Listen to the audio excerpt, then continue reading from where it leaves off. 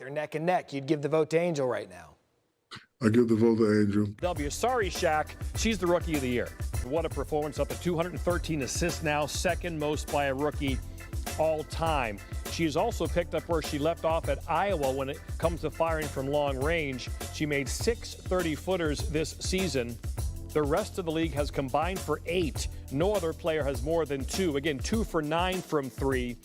Apparently you are. Yeah, but she's incredible. Congratulations to her and her family. Yeah. Like the crazy thing is I'm just seeing her last year when they played LSU, but she's phenomenal.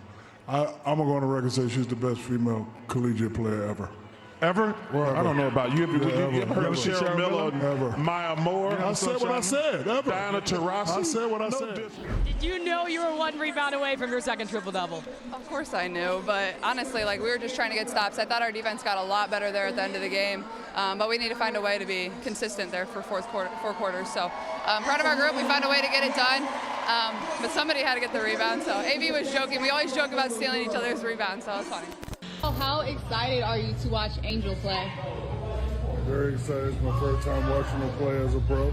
And I get to see Caitlin Clark up close in person, so looking forward to the game. Caitlin Clark is way better, way sooner than anybody thought. And if you think the players in this league are a little petty now, what's going to happen next year when she's maybe the best player in the league? Revealed his advice for rising basketball star Caitlin Clark. I think they describe it as rites of passage. When you're a great college player and come to professional level, you have to prove yourself. A lot of people think it's fair, unfair. It's the nature of our business. I had to go through it. Once you pass the rites of passage, everything will be fine. I came in with the expectation that this is what's going to happen. For me, this isn't a party. Yeah, it's great. I feel like it's a great accomplishment, but there's so much more left to be done. Yeah, we made the playoffs. There's 6 regular season games. I mean, I'm not just happy to be in the playoffs. I think we have the type of team that can win and advance, going 1 game at a time. So I think that's what it is for all of us is yes, celebrate it, enjoy it. It is really huge for this organization. Shaq just landed in hot water by turning his back on Angel Reese and backing Caitlin Clark. Caitlin Clark has changed the WNBA. Her popularity has brought more eyeballs to the women's game than ever before. Along with more views comes more haters, and Caitlin has plenty of those too. However, when you actually watch her play, it's pretty hard to deny that she is a special talent, a one of one. And speaking of one of ones, Shaq has always spoken his mind for good or for bad. He has also been one of those players who picks his side and sticks to it, no matter what. But the way that Caitlin has been playing even changed the big man's mind. Now, if you've seen Shaq interact with Charles Barkley, you know that he's a pretty prideful guy. Once he has his stance, there is no changing his mind.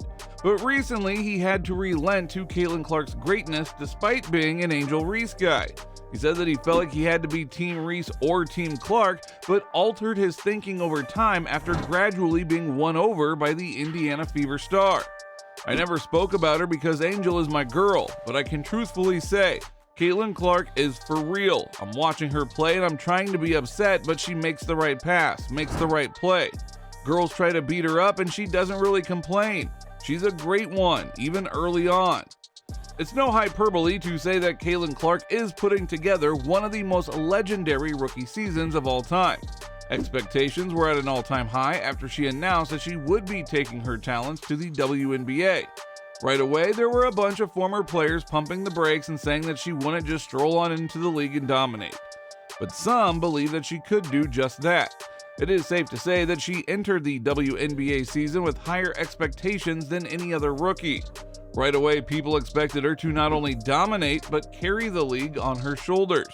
Most rookies come into the league and ride the bench for a while and work on their skill set. A few special cases might start right away.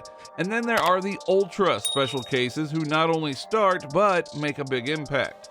Caitlin went beyond this. She was tasked with leading the Indiana Fever back to relevance after a 7-year playoff drought, along with carrying the WNBA to new heights. What other rookies had to take on such responsibilities? Even in the NBA, when Wemby made his debut, people applauded him and gave him props despite his team being one of the worst in the standings. But Caitlin would not get the same type of leeway. Shaq has even gone as far as to say that Caitlin Clark is like Steph Curry. Clark is a special player. She reminds me of a Steph Curry. You know, a lot of times she takes those ill-advised shots that me and Chuck don't like, but they go in. Not only do they go in consistently. And the way she plays the game, she's the true definition of a great player, one that makes the players around her better. You know, not only was she making a great shot, she was making great passes. And a game that really got Shaq to change his mind was sitting courtside as Caitlin torched the Chicago Sky. Caitlin Clark scored a career-high 31 points to lift the Indiana Fever past Angel Reese and the Chicago Sky 100-81. Caitlin hit 5 3-pointers and dished out 12 assists to become the first rookie in WNBA history to score at least 30 points and 10 assists in a single game. She improved her head-to-head record against Reese in the WNBA 3-1. After that, Shaq had to acknowledge her greatness. She is the real deal. Much respect to her and her family and the way she grew up and the way she plays. All little girls should watch all the WNBA players, but those two, Clark and Reese, are my favorites.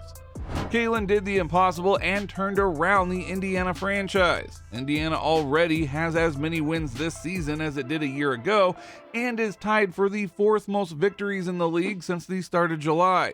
She has also edged her name in the league's historical records. Against the Seattle Storm, she set the record for most assists by a first-year player, passing WNBA legend Tisha Pinachero with 12 games to spare. She also has the most assists in a single game, dishing 19 dimes. Along with the record for the most consecutive point-assist double-doubles in a rookie season, the most double-doubles by a rookie guard, the first rookie to record a triple-double, the single-game leader in three-point field goals made by a rookie, and she is the youngest player to record a double-double with points and assists in back-to-back games. She also converted another one of her biggest doubters into one of her biggest supporters, Diana Taurasi. Yeah, I mean, it's amazing.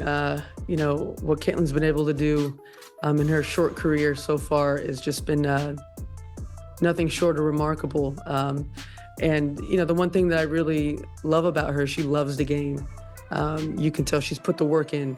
And even, you know, throughout, you know, her short WNBA career, it's been a lot of pressure, a lot of things thrown at her. And, you know, she keeps showing up and keeps getting better every single game. So her future is super bright.